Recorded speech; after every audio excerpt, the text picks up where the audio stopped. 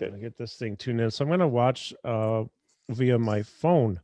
Watch to see if there's any questions that come in. Cool. Let's see. All right, so we should be live now, but I'm going to wait until I make sure that I see that we are. Appreciate everybody for joining us here.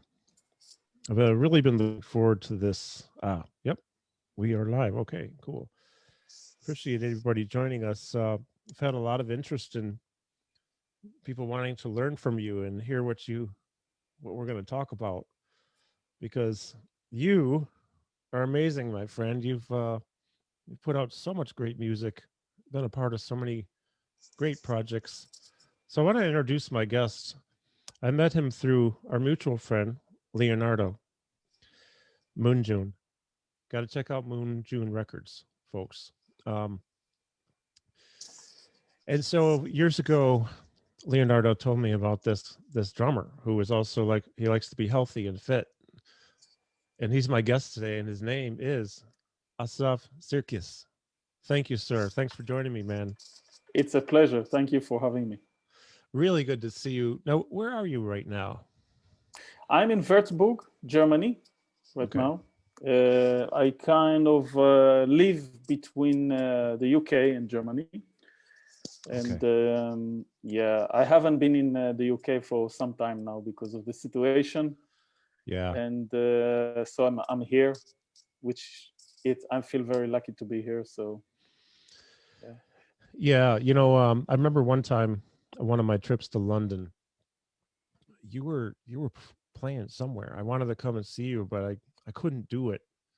It's just the traveling and the teaching that I do, it really it tires me out, and I just needed to get sleep. So I felt really bad because we were in the same city, London, together, you know, the same night. But one of these times after COVID, yeah, we'll get you over here, or I'll get over there, because I have some more traveling to do. So so I appreciate so much of what you've done.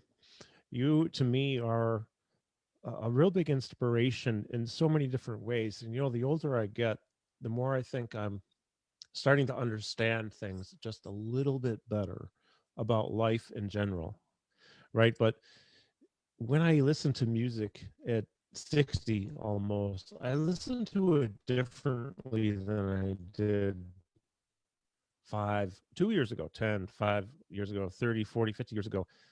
And so I feel grateful and lucky that I'm able to appreciate more things, but also some of the nuances that come along with the delivery of the music.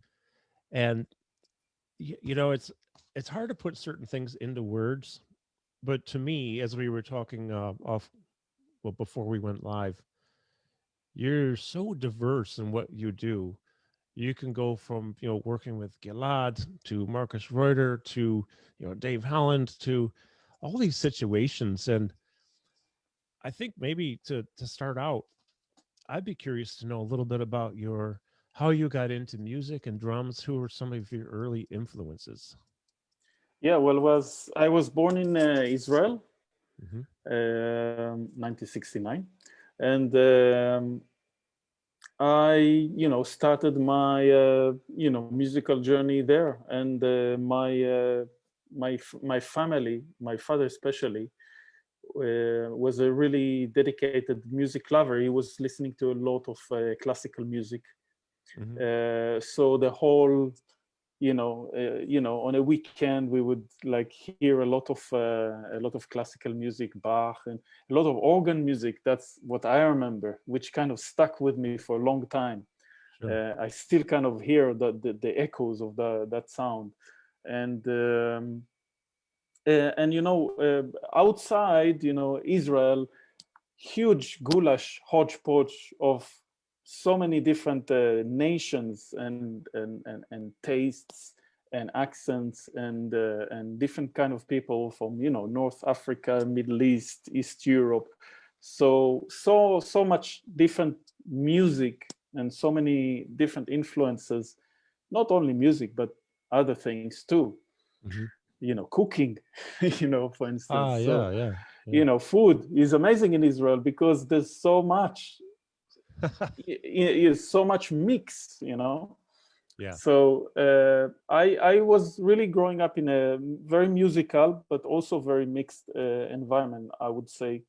And I think that's maybe the first half of the answer to your question, why I can be maybe comfortable in very different musical situations is because of that diversity, you know, that I was growing up with. It's a really huge part of life in Israel, diversity. It's in everywhere, really.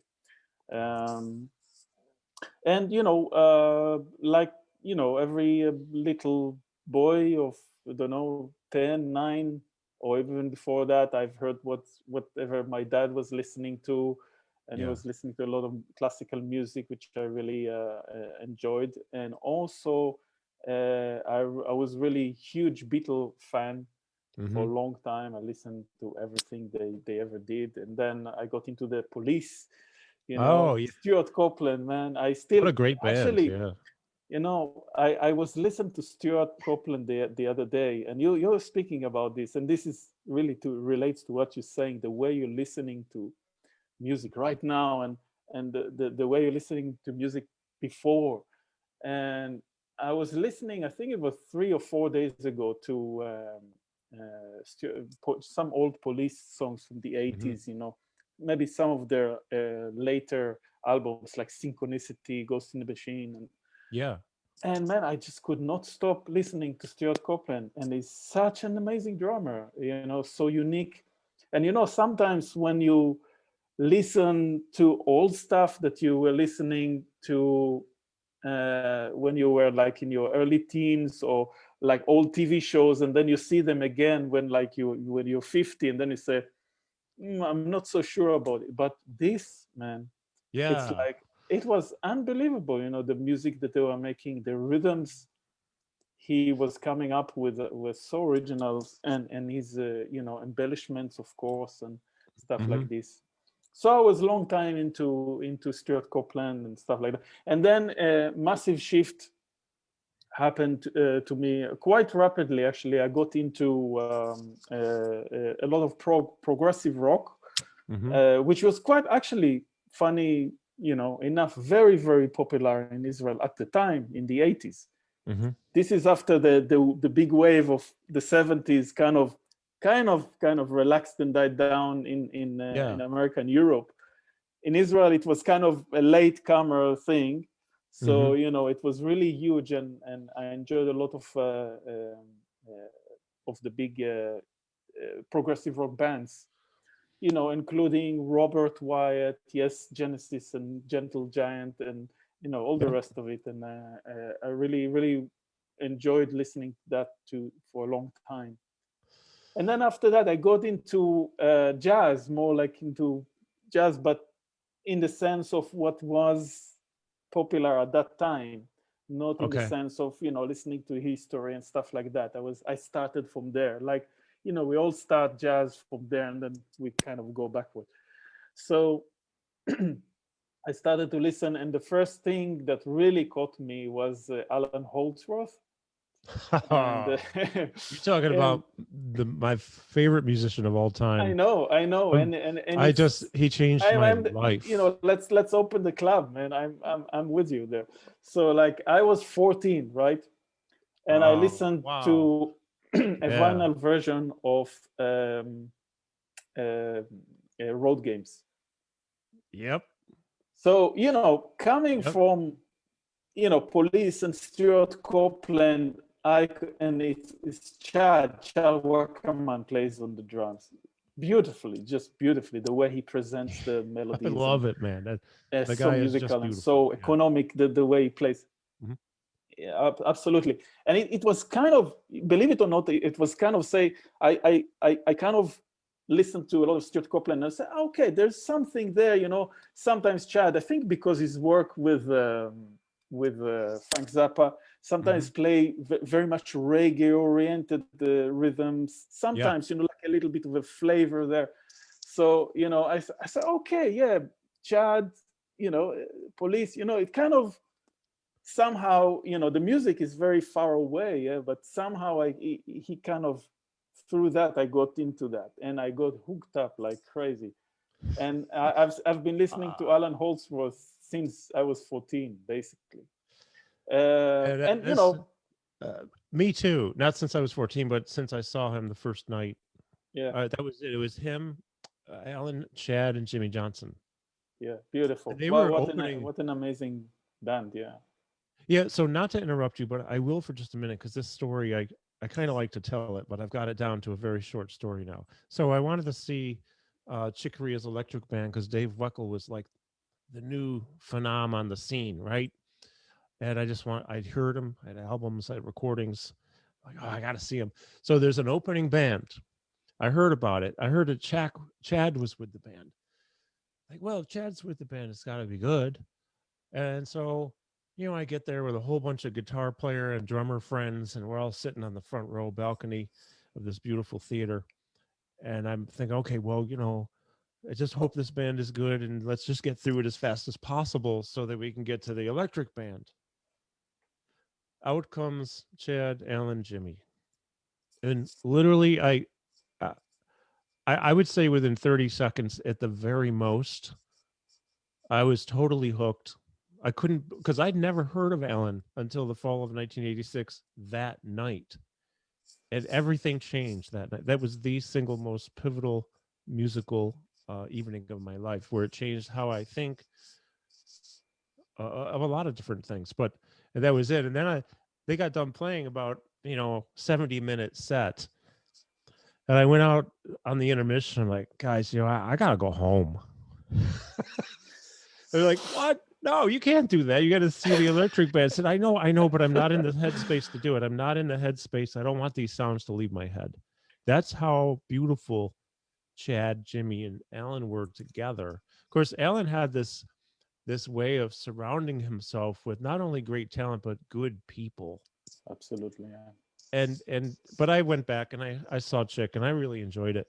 But man, that's interesting to hear that you got into Alan. I was 25 that night. Yeah. So at least early enough to get a few decades, and I still listen to him almost every day.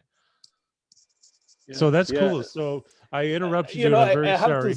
Sorry, I have to stop you there, because I have a story with exactly from the same around that time, and I think Chick Corea and the Electric Band, 86. Oh, really? And that's when they came out with their, I think, first album. Yeah. And they did a world tour, and they came to Israel as well. Okay. And I've seen them play in Israel when I was 16. Mm-hmm. 16. It was 85 or 86 probably during that tour. And the band that came beforehand was not Alan Holdsworth. It was Larry Coryell, Bob Moses on drums. Oh man! And who was the bass player? Steve Swallow was the bass player. What a band! No, oh man, that's like that's a beautiful. But trio. Check it out. Gary Husband is a good friend who is obviously a long-time collaborator with Alan Holdsworth, one of my favorite drummer. I love Gary, like a brother. I just love that guy. Through Gary, I got a few gigs. Well, I started to play with Larry Coryell's trio. Mm-hmm. And Larry, sometimes when he wanted to make me laugh, he passed away now, unfortunately. Mm-hmm. But when he was alive and we played, I was not the regular guy with this trio, but every time he would come to Europe. Sometimes I would play with his band. So he would say in the microphone, in 86, I was playing in Caesarea in Israel, and there was this little boy in the audience, and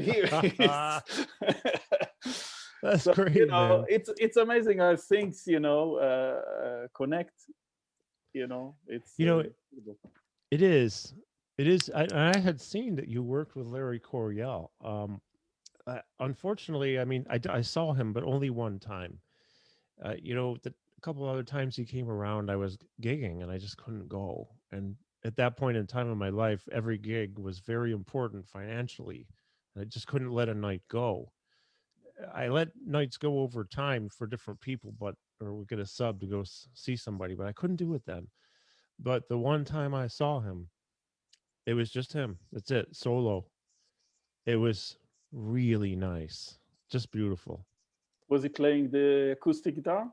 Yeah, Oh man, yeah. that It was was always all my acoustic. favorite part on the gig when we the rhythm section, whoever it was, would go out of the stage, and he would just play a couple of pieces with the acoustic, and it's such a joy to see him play. He was such an amazing acoustic player. In fact, yeah, he was there. It was kind of an odd match. It was Larry Coryell solo opening for Maynard Ferguson, and Peter Erskine was playing, and I knew Peter, so I'm like, well, I got to go see Peter because I know him. He's a friend, and but I got exposed to Larry Coryell in person that night. I had the 11th House album when I was probably 12, 1973. My English teachers, the one who turned me on to Billy Cobham, Returner Forever, Mahavishnu, Larry Coryell, 11th House. So Art Palmer, if you happen to see this, I love you, man, because you changed my life by turning me on to all this music. And, Buddy Rich was my first big influence, and I saw him many times. And, Maynard and Stan. But then this music opened up a whole new world for me. And it's a little bit off track, but the bottom line is seeing Larry in person actually made me go buy more Larry records, because that was in the late 70s, so it was still vinyl, no CDs yet. I have a basement full of vinyl.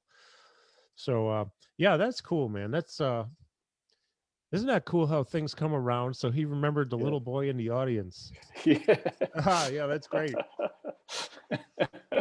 And then and the funny thing, I got that gig through Gary, husband. Okay. Yeah, who couldn't do a couple of gigs with Larry. He was supposed to play with Larry. He couldn't do it. He had some back issues, I think, and he recommended me to play with Larry, and one day I get a call, and it's Larry Coryell. It's like, oh wow, oh hello, and Larry was so funny, and before that, maybe if we rewind a little bit, in the early 90s, when I was about 21 or something like that, Bob Moses came to Israel a few times, not once, just he was doing like a few bits and bobs with different people and some short tours, and I think he came 2 or even 3 times, and I followed him wherever he went, and I took lessons with him as well, which was like for me life-changing and stuff like that. Yeah, that's cool. And Larry on the phone was kind of, see how it all connects, isn't it incredible? He was saying, okay, Asaf, did you study with Bob Moses? And I said, yes. Okay, you got the gig. And he didn't hear me at all. That's pretty cool.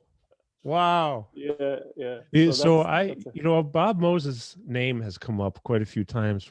John DeChristopher, who used to be with Zildjian, and then Sergio Bellotti, and some others. And Bob is still in the Boston area, and I understand he's giving lessons, and I feel like I need to go take some lessons from a few different people, or Zoom or something. That's really cool. Just want to say, Leonardo, I got that thing that you just sent, and we're going to get to that for sure. Talking about a couple things in specifically. So, about like, what point in time was it? Like, what year or so was it that you worked with Larry the first time? My first gig with Larry, I think, was around 2006. Okay. We did a little tour in France and Germany. That was the first time I actually played with his trio, and it was really, really exciting for me at that time, especially.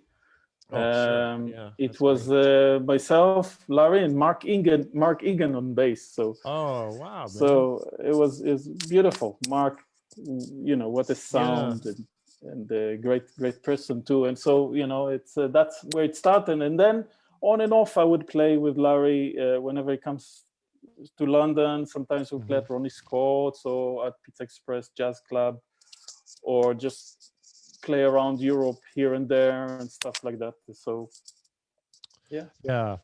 Wow, that's really cool. So we talked about Alan, we talked about Larry. Let's continue the timeline, and then I want to go into some other the things I'd love to discuss with you. So, what's been happening since then? Let's say the last 15 years or so. You've done a lot in the past 15 years, man, and a Yeah, lot of recording too. A it's lot of. been very very intense. Yeah, I've been touring a lot. Mm-hmm, When I came to London around 99 2000, mm-hmm. I met Gilad Atzmon, great saxophone player, Yeah, composer, writer, band leader, philosopher. philosopher. Yeah. Yeah, man, I love to listen to him talk and Yeah. play. Yeah, Yeah. that's So cool. I was playing with him, and that was a big blast because we were playing so much. We were playing like gigs and gigs and gigs, and wherever, like mostly in the UK in the beginning, the first years, but later on also in Europe and other places. So I got to really, how should I say this? I got to really study, or because I didn't really had the chance to go to college and study music. So this was my study, basically. This was my the time that I learned Yeah, the craft, and learn what it it's is interesting to. because yeah, I was talking with somebody recent. Well, a few people over time. Sorry, my little puppy's here, just saying hi. Hi, Brandy. How you doing, sweetie? Um, well, the first time I ever heard this term was when I saw Chick Corea, and this would have been maybe the fall of 1980 or 79, and it was Tom Breckline was playing drums, and it was a beautiful band. It was so good, and it was a small place they were in, and it was very intimate. It was so cool to be that close to all of them. So afterwards, a bunch of us drummers, because we were all in college together, in music school, we're talking with Tom, and he was talking about how his best education was coming from, at the time, Chick Corea, because Chick's like an institution. That's the word he used. But when you think about this whole experience of learning, I'm not against school. I went to music school and decided not to do anything with that part of that. School didn't help me in that in music. I mean, it did in some ways. I definitely learned a lot of things. But what really helped me was working with musicians who are more experienced, just better musicians than me. That was the real education, because a lot of the lessons and learning came from not even playing, but discussions and talking, conversing about how to listen, how to have space, how to articulate, how to project, and bring out the best in the other players and be a great support person. And that's what you do. I mean, you're the best at it. You do this so well, and you do it in so many types of music. That's what just blows my mind, is your versatility. Yeah, well, the miles, the miles really speaks for themselves. So, Hmm. I think those first 8 years in the UK when I moved from Israel were really my education, basically, and Hmm. it was on the road Yeah, all the time, and 200 yeah. gigs a year, 150 gigs a year, and this is only with Gilad. I was playing with other people too, so Whoa, so jeez, there yeah. was a lot, and recordings and different projects and stuff like that. I mean, I was not so many, I was really tied up with Gilad for quite a long time, and that didn't leave me Hmm. too much time to do That's great. other things. But I still managed to do other things as well. So all that was really, really my education. Those 8 years, very, very intense. I mean, I still toured, up to COVID times as well, but not as so intensely, where I was almost practically not at home. Right, right. So it's the miles, and I actually listened to Adam Nussbaum's chat earlier on. He said something interesting. When you sit and practice the drums all day, you become good at practicing. Yeah, and when right. you and conversely, when you sit and play with people every night, and you become good at that as well. Yeah. So I think that was really my education, and how I got to a lot of the things that I am today. Yeah, and that's so relevant what he said too. And that was a fun talk, because he has so much diversity and background musically, and it's just interesting to hear what people think, which actually leads me to a segue of something that I want to ask you about. In fact, Leonardo kind of prompted me to ask this question, and I'm glad he did, because this is something I feel from you when I listen to you in any situation.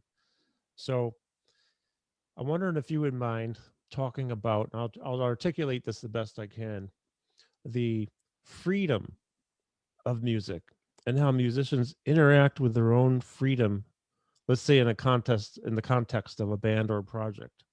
I mean, each of us has different interpretations of freedom, but how do you interpret this? And talk about, if you don't mind, would you talk about freedom? Yeah, absolutely. Thank And you. It's a really good question, and quite a big one too. And thank you, Leonardo, for prompting that, because you prompted asking that question better than I could have articulated. So this is really coming from Leonardo, but it's also coming from me. Yeah, it's a loaded question, so I understand. Absolutely.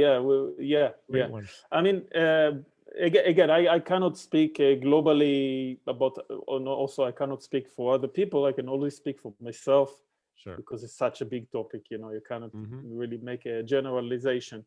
But in a nutshell, what I look for when you say the word freedom, when I think about, is a certain feeling, that I feel in my brain and in my body. Okay.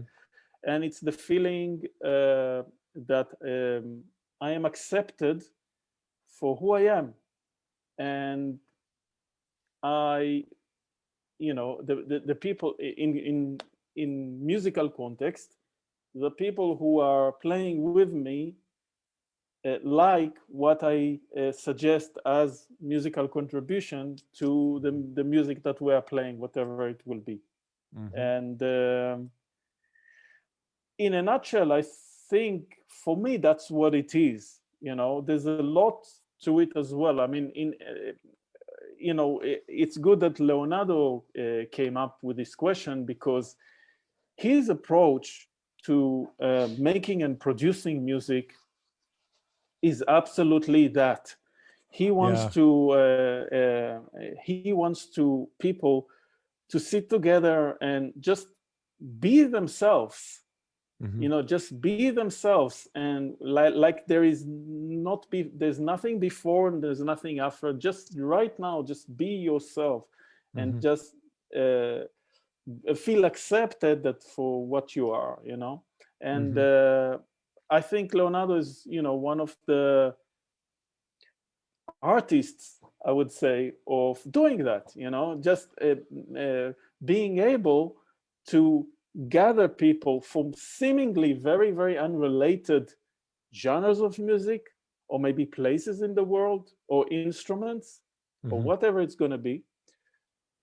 People who seemingly make very different music, but somehow when it's all kind of put together, and this is where freedom comes into the picture, that feeling in the mind and in the body is what creates a certain chemistry within in the moment that we are playing the music. And Right. when everyone is sharing this feeling and everybody's being himself, the only thing that can come out is just magic, you know. Yeah. Of course, we all have a little bit of background and we all know how to play our instruments and have some experience. So we got some of that down. So we know what, if you give me drums that I kind of know what to do with it.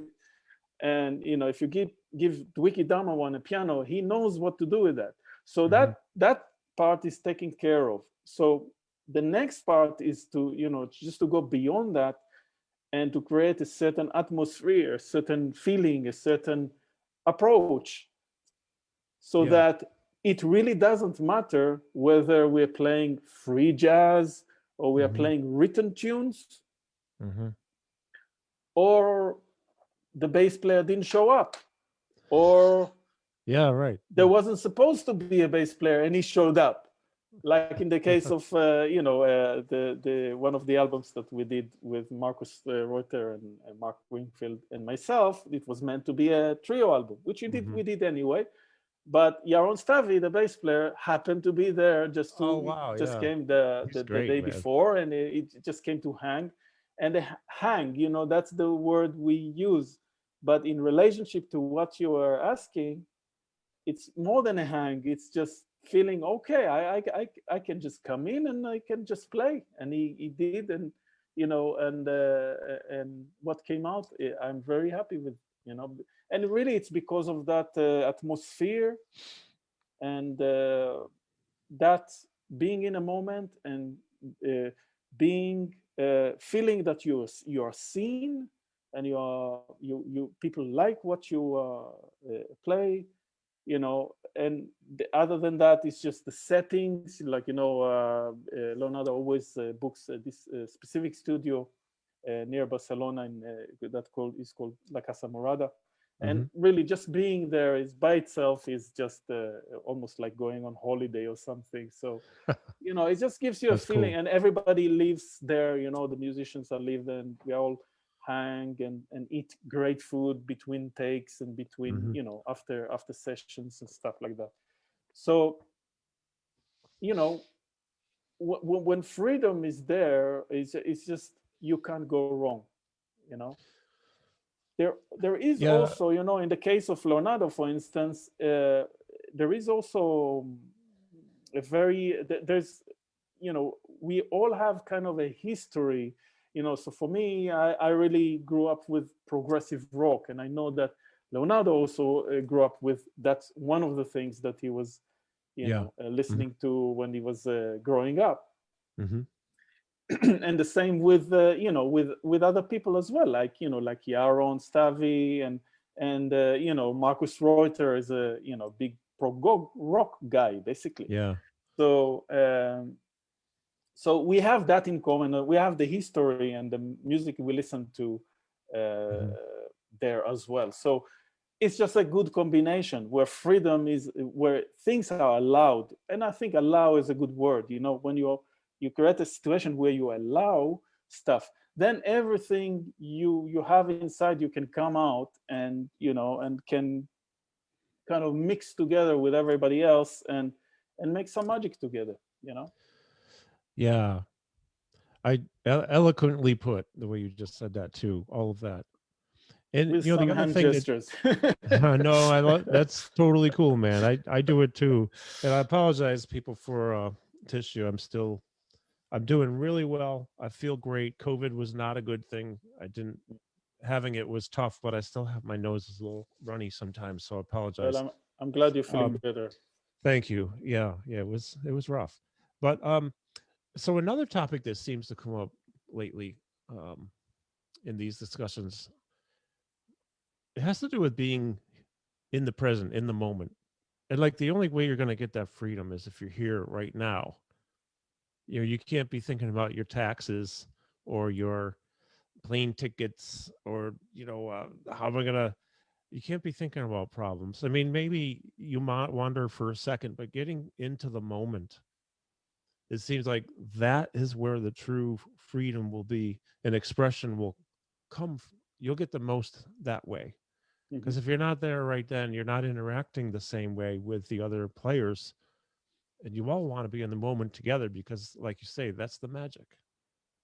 Absolutely, yeah, yeah. And at a And later age of almost 60 coming up this year, I'm finally starting to realize how important it is to be in the moment. I've always known it's important, but I'm starting to actually do it the past year or so. And it's COVID actually kind of made that happen for me in a way more so. And then my granddaughter was born 3 months ago, and she definitely, I'm in the moment when I'm with her. I'm mesmerized. And it's been a very good thing to be in these moments, whether it's talking and actually listening to a conversation and thinking and being in this moment, which I am enjoying so much, but performing, expressing, playing. Yeah. I'm learning, man. I'm a late bloomer, but I'm learning. yeah, well, it's not easy, not easy, and I Yeah. think it takes most of us a very, very long time to Hmm. understand it, Yeah. and funny enough, we were speaking about freedom. Being in the moment can be the hardest discipline ever. It's not as easy, especially when you live a busy life with social media, with your commitments, with paying the mortgage or the rent or whatever it's going to be, and the bills. You got to Yeah. think about a lot of things. Hmm. But when you when I want to focus on something, be in the moment, which is basically pretty much the same thing, Hmm. you can say, Right. I'd have to unplug my thinking chatter mind, and I have it like everyone else. Hmm. I'm not different. Okay, some people have very, very chattery mind. Some people, I know that people that cannot sleep because they just turn the lights off, and then it's like going like that. And I'm sometimes like this, I have to say. But it's it's a discipline to do that. And you know Yeah. meditation, this is what it's about. Hmm. Detaching, or not detaching, unplugging, I think, is a good word. Unplugging Yeah. the thinking mind, at least trying. Right. Even the trying makes it better. Yeah. I think, and of course, to some degree, I'm a research geek because of the work that I do with rehabilitation, cognitive memory, and movement. Mhm. And when I look at research on this type of thing, it's a lot like some other things. And you were absolutely right when you say this is a discipline. It is practicing being in the here and now. It's a discipline. And it might be that you can only do 20 seconds the first time you try, or then you work up to a minute and then longer and longer and progressively. And then maybe you get through a whole gig being in the gig moment. And my son, I'm just chiming in because my son is really good at this. I'll brag for a minute. He's an MD, he's a PhD. And he has a very chattery mind, just like I do. We're wired up the same way, but I look up to him in many respects. He's taught me so much, and one of the things is he says, I schedule my worry time because 90 something percent of the things you worry about actually never happen. And think of all the energy that's wasted that way. And that's true. And it took me a long time to really understand it. But now I don't schedule worry time, but I am able to schedule some here and now time. And I really enjoy it because whatever it is that might be bothering me, it can probably wait an hour or a day, So it's really interesting. Nothing's going to Yeah, change in the next hour if I worry about that particular thing, yeah, generally speaking. So unless it's an emergency, yeah, I like. Thanks for articulating that so yeah. well. But there's something else in this. It's kind of quite nuanced, really, when you get into these kind of things. You know, you say, okay, I schedule my time, you know, and sometimes it works, and you got like your downtime, or, you know, like playtime or contemplation time, and it works. But sometimes it doesn't. Yeah. And sometimes it comes up in work as well. For me, for instance, I enjoy practicing my drums, especially at the moment when I'm not touring, and I make a point of just being there. You know, it's like you know, how can you call? Maybe you can call it rest in doing, if there is a thing as such.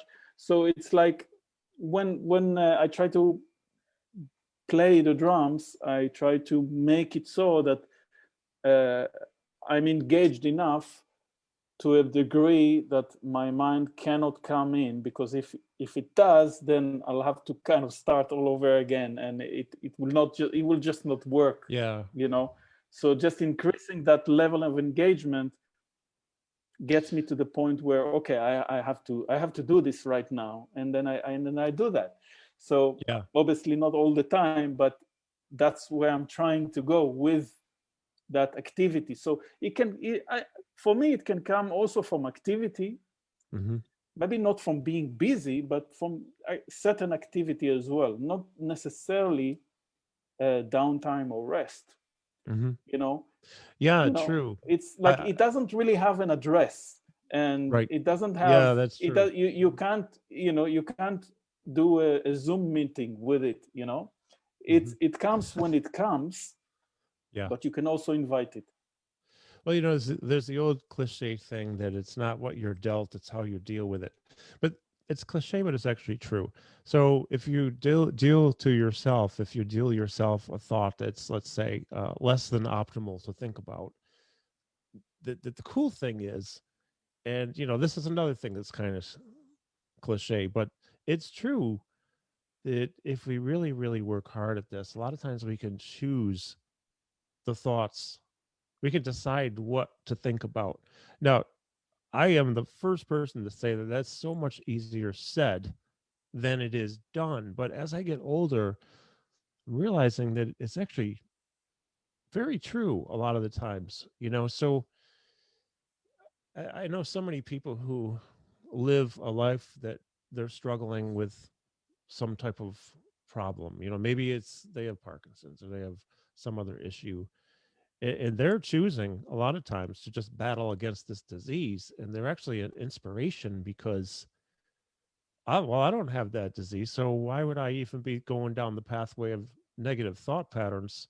And some of it, when I look back, I think, well, this is ridiculous. It's also human nature to have these thoughts sometimes, but I can't be here and now talking with you if I'm thinking about something, well, something else, you know, especially if it's a negative thought.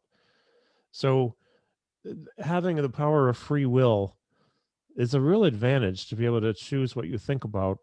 And again, I'm not saying it's easy. No. But it can be done. You know, I Yeah, think for it's a sure. practice and you can get better at it over time. Absolutely. That'll come out in your playing too. Yeah. Exactly. Yeah, absolutely. I totally agree. Or, you know, the other thing is, you know, we spoke about, you know, within an activity to do something like that, or to get that. But also, and you kind of were going there, I mean, if there is some kind of an emergency, then, you know, what you don't need has to fall apart. It has to. Yeah. Then, you know, and, you know, it's kind of tragic, but, you know, sometimes, you know, and it's the same for me, like what you said, you know, when I get a little older, I say, you said, okay, I kind of get it. But, you know, it's because we haven't got that much time left, you know. And it's becoming I a know real where to issue, go. you know, how much chatter can you have, you know, for how long, and you want to start living your life, you know. Yeah. So so it becomes more important, more of a necessity, and the necessity is, quote unquote, the mother of all invention, including this one, you know. So it's sometimes we have to learn like this, or I would say it's definitely for me was like this, most of the time out of necessity. And that was the period where I learned the most. When I immigrated from Israel to another country, I had to pay the bills. I had to do something. So I had to Yeah. come up with something, and so on and so on.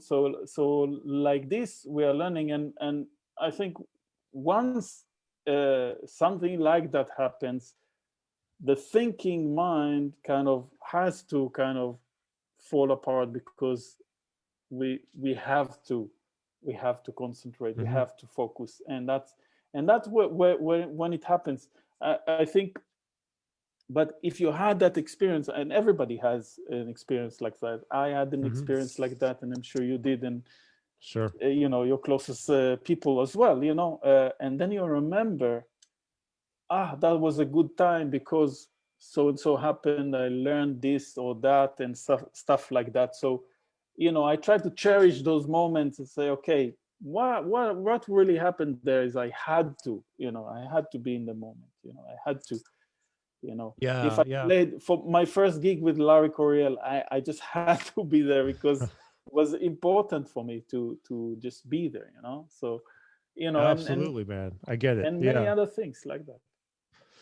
You know, in being aware of the fact that, half the stuff I think about doesn't really matter at the moment, to make it go away, I find that doing some other activity, like you said, can help. For me, I'll go out and ride my bicycle, mountain bike, or run, exercise. And man, I'll tell you, everything I was worrying about usually is like way less and diminished. And I used to do that before gigs though too, because it would help me, not like a big workout or anything, but I didn't want to get like exhausted, but at the same time, movement. Like Adam Nussbaum said, and a lot of the neurologists like work with doing research and all that. Keep moving. Well, the movement actually breeds an energy that I can go to a gig with, not like hyperactive, but just an energy, and my brain, the chemistry in the brain changes. I mean, because this book says it does. But it does change, and it can help you to get right into the moment. People who there are a lot of research out there. There's one really, really great book. I'm going off a little bit, but it'll come back around. It's called Spark by Harvard Medical School professor Dr. John Rady, who I got to talk with last year to interview. And it talks about test scores and retention and attitude and all the stuff of Naperville School District near Chicago, Illinois. And they're still running this program there. And that school district has some of the best, highest college placement, lowest rate of obesity, um, of all the schools in the country. They test really well in math and science against other countries, which for the U.S. doesn't. We don't usually do so well. So the bottom line is, what I'm trying to come back around to saying is, you can focus better if you do something like some type of movement. Maybe it's a fast walk. It doesn't have to be running. It doesn't have to be some kind of intense training. But that's been a thing that's helped me in a lot of areas of life. And in fact, in between doing things today, I did a whole bunch of like 8 minutes of exercise because I'm going to be sitting here for a while, and I want to make sure I'm engaged. Sure, So I sure. feel I probably have more energy now than I did 2 hours ago. But yeah, that's really interesting. So if you don't mind, I would love to talk a little bit. I wrote some notes down here. Um, Man, you've done a lot of recording. So the what are some of the things that you've done that maybe even latest projects you're working on? I know you're working on stuff all the time.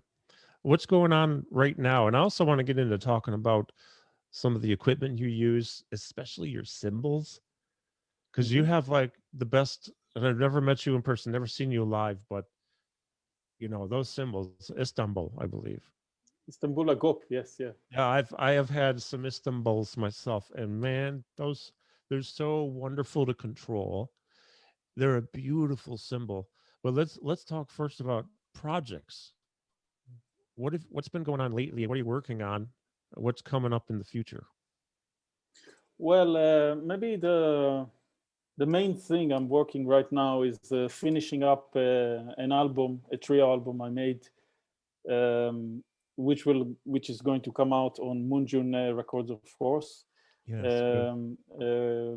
Myself on drums, Kevin Glasgow on bass, and Gary Husband on keyboards. Oh wow, And man, that's great. yeah, it was a huge fun to play. And we also have a couple of guests, Sylvia Bialas on vocals and Mark Wingfield on guitar. Whoa, yeah. A couple numbers for each as a guest. And yeah, I'm really happy. I'm really happy with the result, the way it's kind of comes together. Almost finished the mastering right now, so I'm working on it. And so that's the main thing. And I'm kind of hoping to release that album sometime before the middle of this year. We'll see how it goes with everything. But around that time, I hope. And so that's the first thing. And other than that, I've been writing a lot of music and trying to think about the next project. I've got loads and loads of new music, and some old stuff that I would like to release has never been released, you know. Oh, I write quite a lot of tunes, and it's been amazing to come back to that, because I haven't been writing for a very long time, just because I've been just busy traveling most of the time up until COVID times. Yeah, and, you know, playing the drums and, you know, trying to make some videos, trying out some new tunes. It seems to be a big part of what I'm been doing right now, which has been huge fun, because, you know, with all the negative stuff that happens with the situation right now, this is really one of the best things that happened to me, because, you know, I've always wanted to do that. Just write music. Looking there because I got a little keyboard here. Writing music and playing the drums to it. So, you know, I've been doing that most days, sometimes all day. So it's been a real blessing. I feel very, very lucky to be where I am. Other than that, I've been, you know, involved in some teaching as well. I've been teaching privately, of course, but also in the Trinity Laban Conservatory of Music in London. Oh, great. Obviously all online at the moment, so I don't even have to be there. So that's been really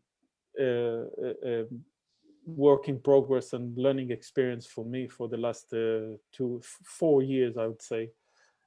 So that's yeah, great. that's basically about it.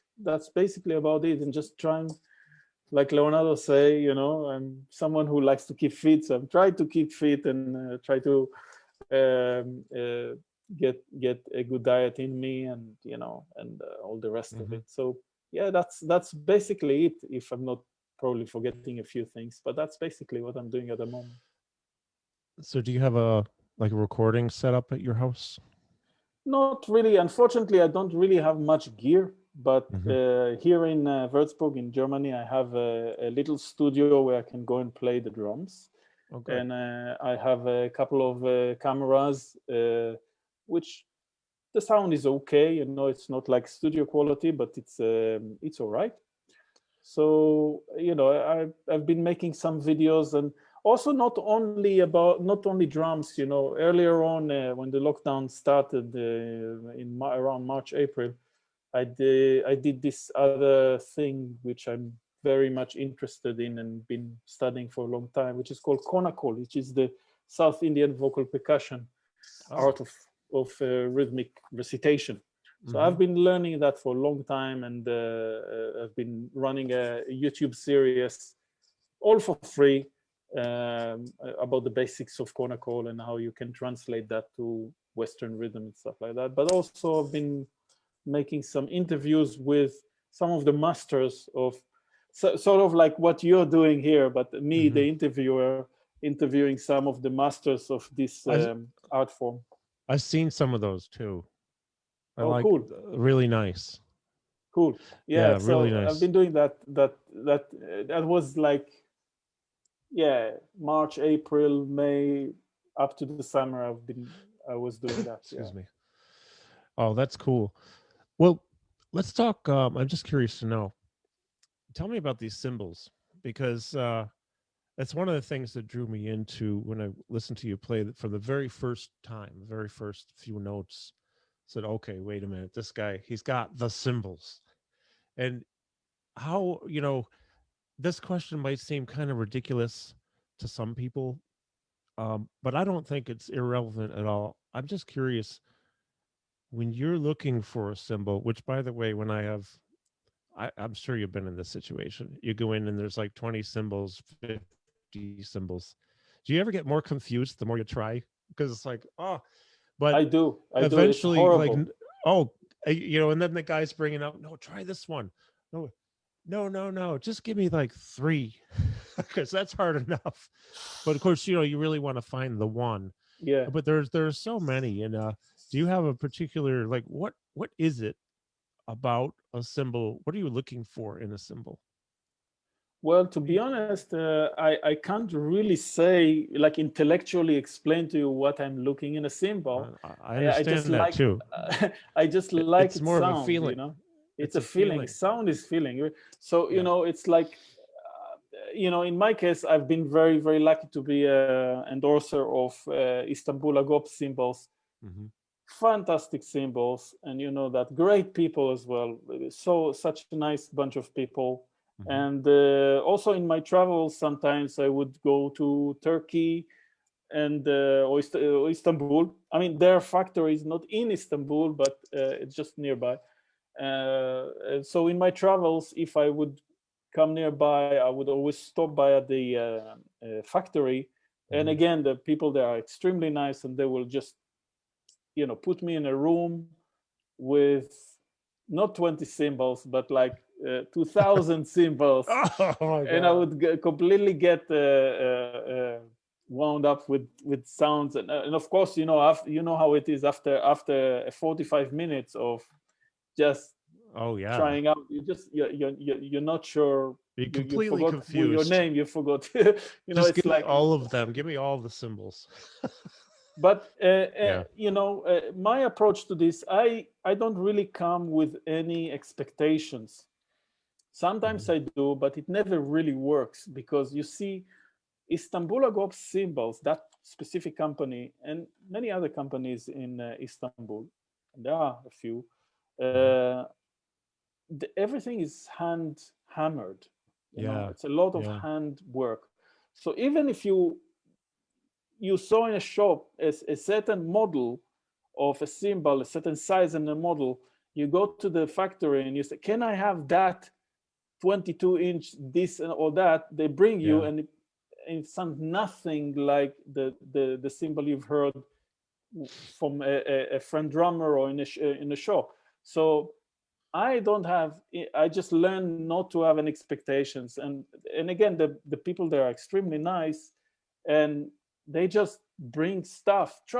You don't like this, try this, try this, try this. And at the end of the day, I always, I come home with a stack of symbols. Two or Yeah. three of them I usually use within my kit. Mm-hmm. So I don't go there every month. I go there every 4 to 5 years, whenever I'm around Mm-hmm. in Istanbul. And I always find something I like to use, and I use it. Well, it's So interesting. all the symbols that I Yeah. have now are probably from my latest, visit to Mm-hmm. the factory. And again, it's a sound is a very interesting thing. Is again, it's a feeling, like you say, and Mm-hmm. you know, uh, it's like getting to know someone. If you feel good vibe from someone, you want to get to know him or her or whatever. It's the same with the symbol. And yeah, I mean, yes, I usually don't like symbols that are very thick or very rocky, but I do actually thinking about it. I do use a few symbols that are thick. So I don't really know if there's any rules and regulations. It's more And of a again, feeling, and right? again, and I think I was listening to the interview from Nussbaum Oh, before that, oh, and he was Adam, yeah, speaking about the balance. He was yeah, speaking about the balance of the symbol, and it's really a feeling and a balance. You can say when you yeah. pick your symbol. That's a big deal. Actually, so yeah, he actually made a comment too that I'm still thinking about it. I remember a couple symbols I was trying out. They let me take them, like, well, this one, it gets away from you too easily, and it's hard to control, and it would start vibrating real funny. But then Adam says, or did you need to learn how to play it better? Like, geez, I probably did, because I really like that symbol, but the way I, I couldn't seem to get it to work where I could control it, and it would like all of a sudden just be like running on its own. Um, but yeah, that was really interesting about balance. By the way, there's somebody on here, Joey Fiato, my good friend in Florida. Hola, Joey, how you doing, man? Justina Hilton, Zachary Nathanson. Do you know Zachary Nathanson? Yes, I do. He's Yeah. here, and he says, "What has it been like?" Oops, Siri wants to kick in. What has it been like working with Marcus Reuter and Mark Wingfield on Lighthouse from the Moon June label? Oh, Yeah, amazing session. Amazing yeah. session. It was, I think, I mean, Leonardo might correct me. He kind of has this all kind of filed up in his brain.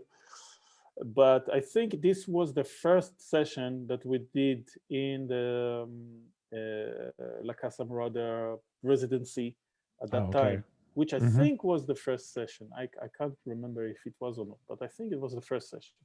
And really, yeah, see, he's the first day ever. Yeah, exactly. Yeah, yeah. Ah, I kind of remember that, and what it felt like: immediate connection, immediate sympathy, um, beauty of sound, and landscape of sound. It felt like landscape, like I'm in a oh space, yeah, yeah. and again, what we spoke about earlier, the freedom. Mm-hmm. And it was the first day, so it took a little bit of time to, it wasn't like 100% from the second note, but it took a couple of hours to say, oh, okay, we can actually do anything. you know we can actually Mm-hmm. play anything, and it sounds fine because everybody is listening, and Yeah. everybody has his own thing. And so it was huge pleasure, and really that really set the mood for the rest of the La Casa Murada session that year, but also in the years to come. So it was a beautiful door opener, I would say, Yeah. for me, to express myself and to enjoy the sounds that these two Mm-hmm. great masters of the guitar are producing. It was just beautiful, beauty. You know, I was talking with somebody recently about Alan Holdsworth. We mentioned this too earlier about he just seems to surround himself with not just great players but great people. Absolutely. Um, Leonardo does that. Leonardo surrounds himself with great people, and they're also great musicians. Um, you do that. Gary Husband does that. Marcus does that. I've gotten to know Gary and Marcus pretty well. And the conversations that we have are so inspiring and enlightening and thought provoking and paradigm shifting and perspective shifting. And I really enjoy that. Well, I know you know this. Marcus is also a psychologist. So the first time we spoke, God, I think we were on for like 2.5 hours, just just talking. I mean, it went by really fast, but wow. And this, so it really explains a lot when you think about how the depth of conversation that you're able to have with other people. This really makes it digs into the music into the depth of the music that comes out. It doesn't even have to be complicated necessarily. It could be simple, but it's the expression, being able to articulate between people in a conversation. And then this deep understanding of feelings and emotions and freedom. The freedom is the new word for me today. Thank you, Leonardo, for bringing that up, because that's made me think a lot. What you shared with me on that is just, I'm going to watch this back and then think about it more. But the other thing, too, is, and we have another question here from Fernando Aguiluz, I think. I'm sorry if I said your name wrong. We're going to answer that in just a minute. Is I'm feeling that there's music in me that needs to come out, and I haven't been able to figure it out exactly. But I'm starting to lean towards one of those touch guitars. So Marcus has been sending me information. Says there's a new one that just came out, and then there's a video of him playing it. I said, "This is it, man. This is the next deal for me, an instrument, because I think I'll be able to express quite a bit that way. It's going to take time." But so we have a question from James Johnson. Says, "Thank you, SF and Carl, for presenting and broadcasting." You're very welcome. It's my pleasure, man. It's totally my honor. Fernando wonders, any plans for a Truce 2 album? The Truce album with Yes. Marcus and Fabio Oh, is yes. fantastic, which I love that one. I love it. So Absolutely. yes? Yes, Good. yes, All right, man. absolutely. I mean, definitely, absolutely. The thing is, we were going to record one, but then traveling became very difficult. Yeah. And we were going to record this in Italy a few months back. Mhm. And it just, we couldn't, because you could travel to Italy at that time. Yeah. And I mean, we are determined to do this, because I love this album, and we all love it. And it was a beautiful session, and it was a beautiful connection, and the way Marcus mixed it and everything. Just beautiful production from Marcus. Yeah, he's really good at that too. Oh, Leonardo. Yeah, but not only Leonardo that, says. Not only Leonardo that, says but in September you're going to record. That's what Leo says. anytime. I mean, tomorrow I'll do this. I mean, we'll see with the situation, how the situation is with traveling. Because the bass player is in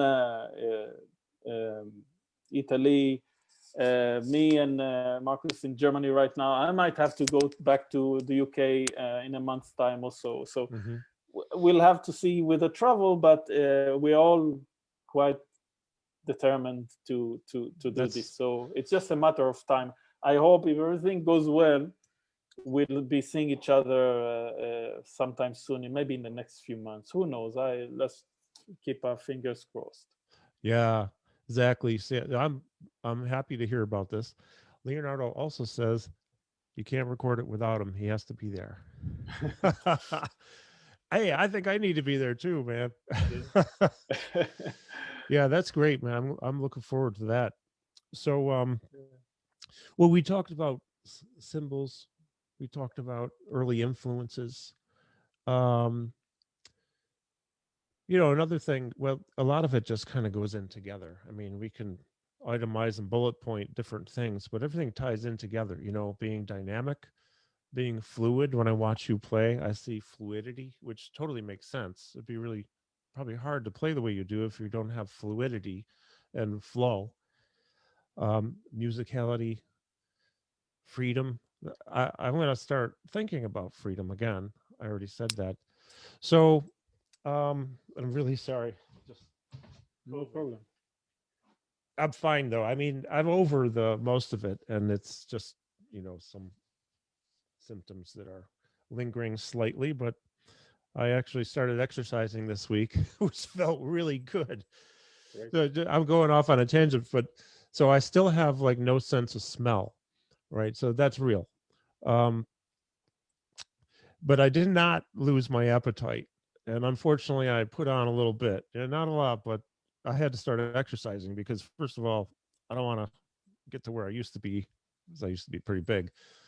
I want to stay fit and it felt really good. It was so good when I hit the exercise on Monday.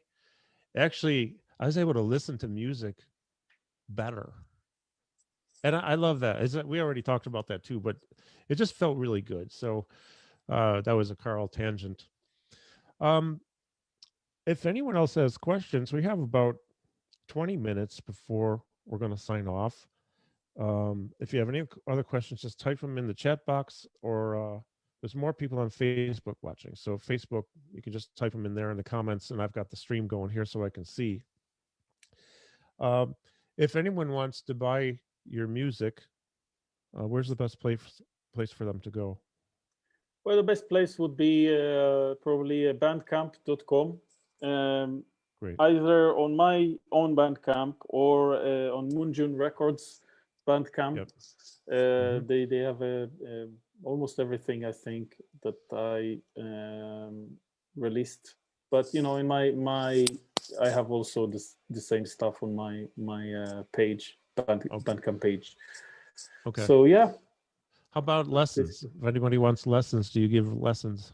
I do give lessons, Zoom, Skype, whatever, online lessons, and I mainly focus on drums, but also rhythm coaching, or konakol, which is the South Indian vocal percussion. If anyone is interested in that, or having some challenges with rhythm and so on, happy to help. I focus a lot on drum technique as well, hand technique, which is something I've been into in the last 5 to 10 years or something. I've been studying actually with Bruce Becker, who is a former long-time student of Freddie Rubin. I don't know if you ever heard of Freddie. Sure. I think Adam was studying with him as well. I don't know if he mentioned it or not. But he didn't. I'm pretty sure that he whole was. Thing about flow, Freddie was all into that kind of thing. And Freddie was, for whomever is not a drummer, don't know about Freddie. Freddie was one of the iconic drum teachers. I mean, he had books. He just passed away a couple of years ago, didn't he? Like a year in 2011, he passed away. So unfortunately, I didn't get to meet him, but I got hooked up with Bruce Becker, who studied with him for years, decades, and he had this whole thing down. And of course, he has his own interpretation of the material and stuff like that. But he's kind of taught me quite a lot, and I've been teaching some of that stuff as well. And I think in the drum world, especially these days, we really need to think about flow. And I think that will help a lot of drummers to not only feel time and feel relaxed and feel that freedom, but also to avoid injury and have longer, play the drums for longer time. Well, that's a good point, and I know this, but I hadn't thought about it. Injury, it's not uncommon, For drummers, definitely not. No. You have a really tight grip, and the impact is coming up through, and you get tendonitis and all these other things. But man, some of the greatest players, like you, I mean, I watch and I see, and there's flow. You can't have a tight grip usually and flow all that well. You can have a firm grip when needed, but that fingers are important, and wrists. Yeah.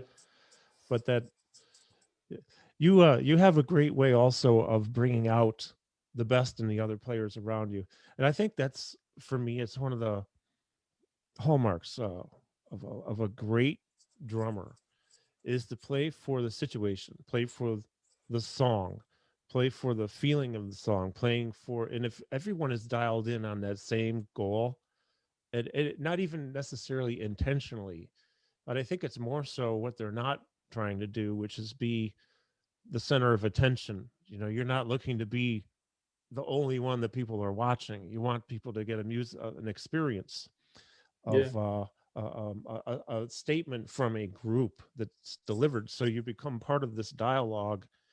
And I mean, obviously everyone does stuff. They have solos and this and that. So then you're, I want to go over here and watch this one. Oh, I'm going to watch that. Or it's the whole group playing, but you're really good at bringing out the best in the others around you. So thank you for that. I mean, that's a Well, thank lesson. you. That's a great compliment. That's a great compliment. It takes big ears, a lot of feeling, and time, I think, for a lot of people, if they ever get to that where they can do it, that they actually do it. And, quite honestly, I think I was decent at it towards the end of when I started, was drumming. But boy, I got a long way to go in that area. And eventually, when I reemerge in some form or other, it ain't about me, it's about we. You know what I mean? Well, there's another, I would say, a little nuance to that, which I think it might be important to mention here, is that, there are certain types of people, and there are people, and there's nothing wrong or right about it. It just is. Yeah. Some people, and it's not only in music, it can be in just a conversation. Some people come and assert a certain direction to a conversation, to an endeavor, to music, to a band. Mm-hmm. These are the leaders of the band and so on, or the leaders in any endeavor, and there are some other people, of course, there's in between a lot, but like me, who I like to call this sample. I got good at sampling people. Yeah. Mm-hmm. Understanding what people like that, who come and say, this is my thing, here I am. I'm very good in kind of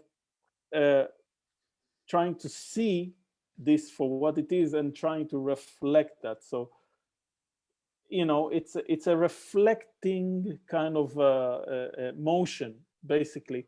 And I think maybe that's the other half to the question that you were asking earlier about being versatile. So for me, it's not so much about the genre of music I'm playing. It's about sampling the people who are playing it. So it's about the people themselves, not so much about if it's fusion or if it's jazz or if it's avant-garde or free music, or all these kind of things will not really help me to play for the music. What helps me always is to just see the other person, and I think this is there are some people who can do that, and there are some people who can do some other things. I probably am probably one of those people who can try and see people for what they are and try to reflect that, and to amplify is maybe a better word, to reflect and amplify what they are about. So, fortunately for me, as a drummer in different situation, it is in the service of the music, which is basically the main thing I care about. How does this thing sound? That's reflection is such a relevant word, actually, when you think about what you just said. That's eloquently stated, in my opinion, because it totally makes sense, right? Even if it's the same musicians in a different situation, maybe it's a different room or a different dynamic or a different, sometimes, I don't know, things are just different. So you're reflecting the moment, the situation, the mood. Exactly, yeah. Yeah. Exactly. Wow. That changes, of course, with every minute, every second. Yeah. I'm feeling something different from the same person. And that's how music is dynamic. That's how we have highs and lows. That's how we have, different colors and different harmonies and different vibrations in the music. And hopefully I'm trying to do a good job at just reflecting what's in front of me and just supporting and amplifying it. But it just comes from, in my opinion, this is just my opinion, it comes from being able to sample other people's feelings, okay, what other people are trying to say, are trying to convey, what they are about, you know. I love that. It's a great way to look at it too. And I was telling somebody here recently, going way back to it was probably about 1978, 79. I was on the phone with Peter Erskine because I've known him since I was 11, so it's almost 50 years. And it was one of the best lessons I ever had, and it was over a phone call. Very similar to what you're sharing with me right now, which is also another lesson for me.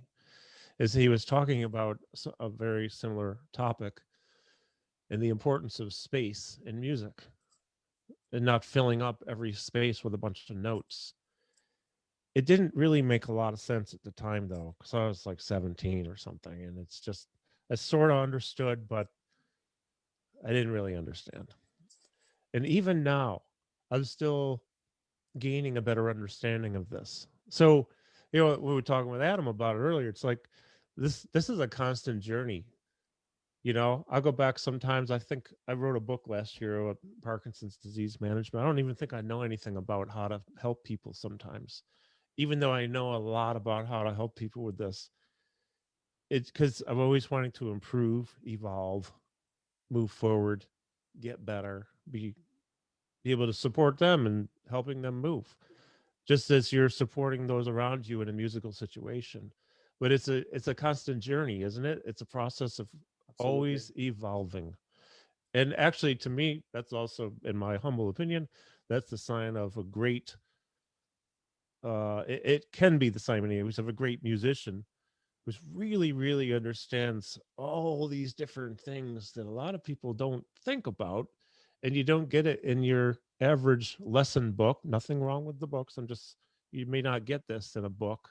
You may not ever get it in your life unless you meet you or somebody who understands this and can articulate it in words so you can process and think and try and practice at it and begin your own evolution.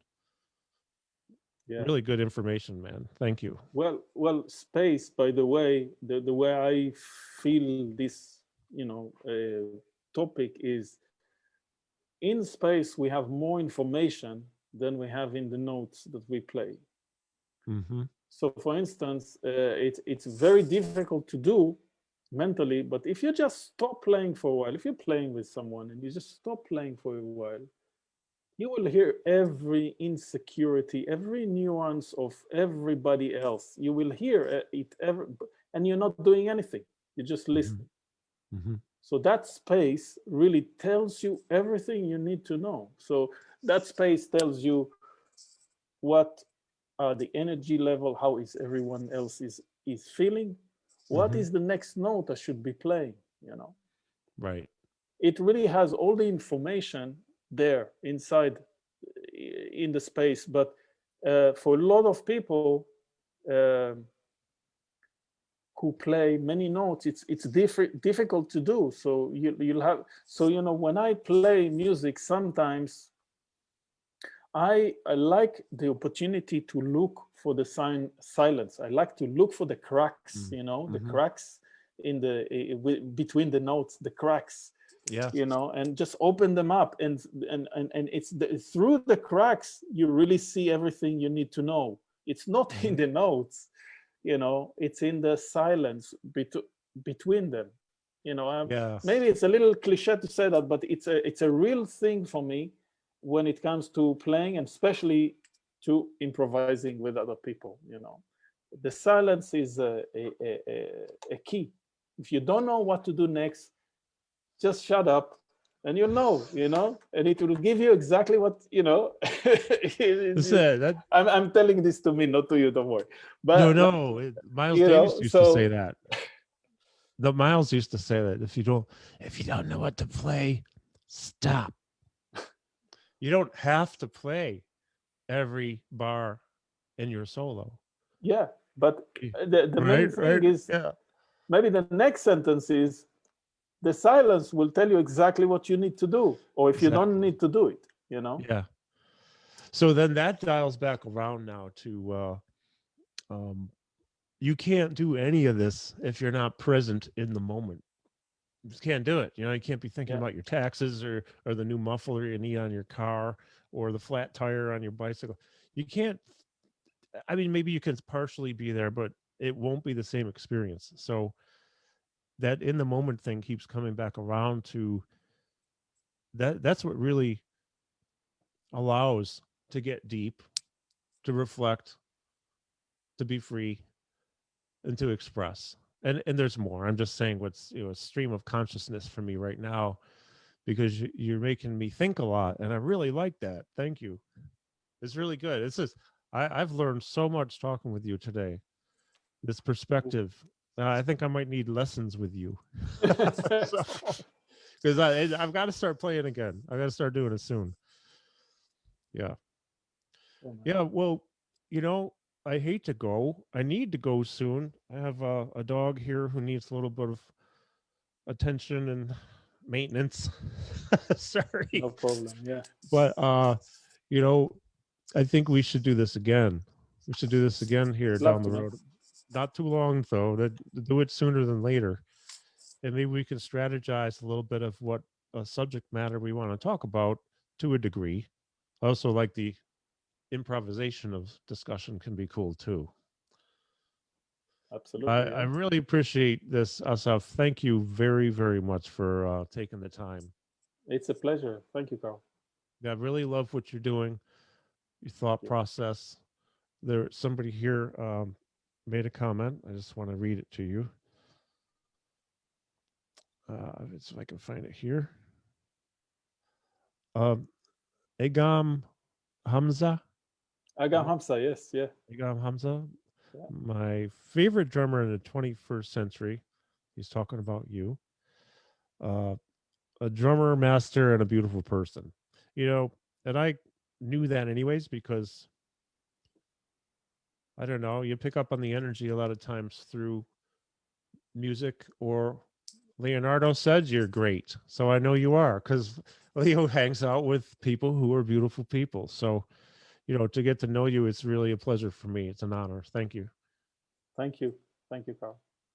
All right, man.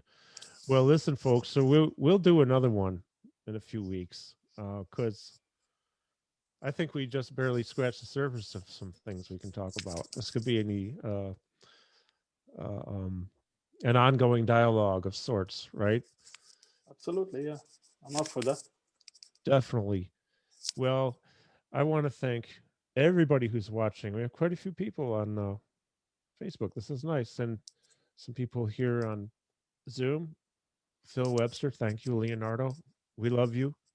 You're the best, my friend. And I haven't seen him in almost 2 years. I have been to New York because I didn't need to go 2 years ago. And last year I couldn't go. So one of these days. And then, of course, Asaf, thank you, Asaf, very much. I really am grateful for your friendship and all the great music you do and everything. And we're going to do it again. Thank you, man. Anytime. All right. You got it, my friend.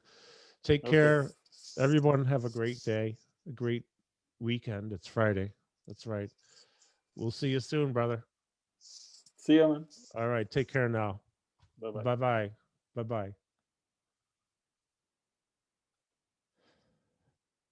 Oh, sure thing, Phil. I love that guy. I really do. He's just a great guy. So we're still live on Facebook, but I'm going to sign off. I'm going to just do a little bit of things here around the house, and really appreciate you tuning in. Thank you, everybody. Take care.